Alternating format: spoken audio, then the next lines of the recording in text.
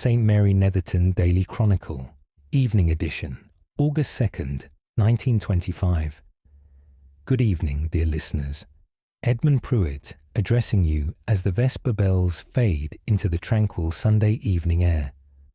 Our day of devotion has proceeded with appropriate serenity, blessed by the settled conditions that have made this Sunday particularly pleasant for both worship and afternoon leisure.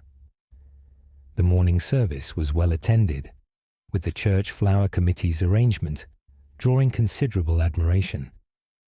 The Reverend Holloway's sermon on the abundance of late summer was received with appreciative nods, while the parish hall ensemble's musical accompaniment demonstrated the continuing excellence that has characterized their recent performances. The tea room's fresh damson tart with thick cream proved exceptionally popular throughout the afternoon, with Mrs. Hartley reporting complete depletion of her supply by 3:30. Colonel Weatherby's after-service session extended well beyond his usual duration, the gentleman having become thoroughly absorbed in one of the Cotswold history volumes from Miss Pettigrew's recent library acquisition.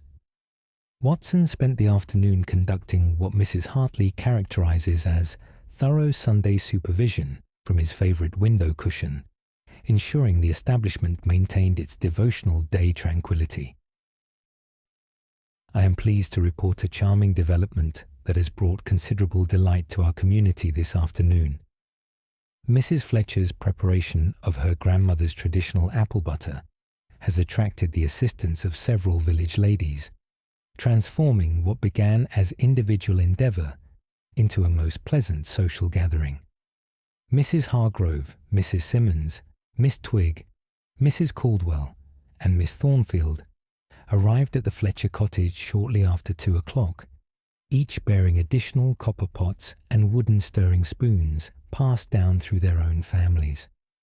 The collaborative effort has created what Mrs. Fletcher describes as the most wonderful afternoon of shared family traditions, with the ladies taking turns stirring the fragrant mixture while exchanging recipes and preserving techniques that their mothers and grandmothers had taught them. Young Master Benjamin Fletcher was observed assisting by carefully washing the wooden spoons between uses and arranging the finished jars in neat rows, tasks which his mother noted he performed with admirable persistence, though requiring occasional gentle reminders regarding the proper sequence of operations.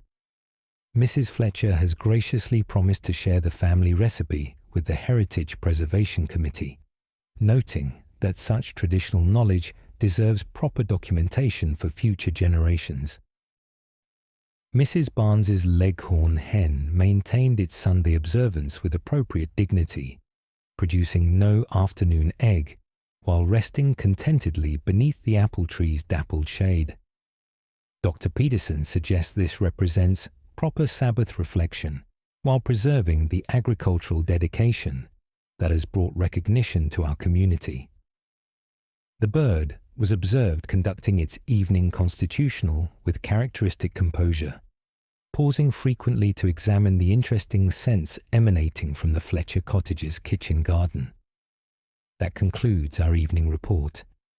This is Edmund Pruitt, bidding you good night from St. Mary Netherton, where the Sabbath closes with the satisfaction of worship completed and the gentle pleasure of traditional knowledge shared among neighbours in our peaceful village.